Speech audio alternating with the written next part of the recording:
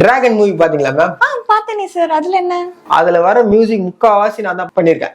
பர்டிகுலரா சுத்தி சுத்தி வந்தீங்க சுட்டு விழியா சுட்டிங்கன்னு ஒரு பாட்டு வரும் பாருங்க.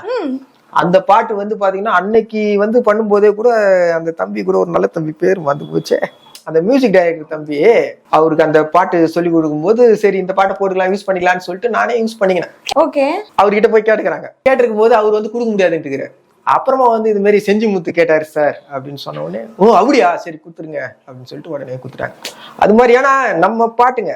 அதனால வந்து நம்ம யாரையும் கேட்க வேண்டிய அவசியம் இல்லை, நம்ம எடுத்து போட்டுக்க வேண்டியதுதான். இப்போ மீடியால நம்ம தமிழ் இண்டஸ்ட்ரியில பயங்கரமான ஆளா நீங்க தான் இப்போ ஃபர்ஸ்ட்ல இருக்கீங்க.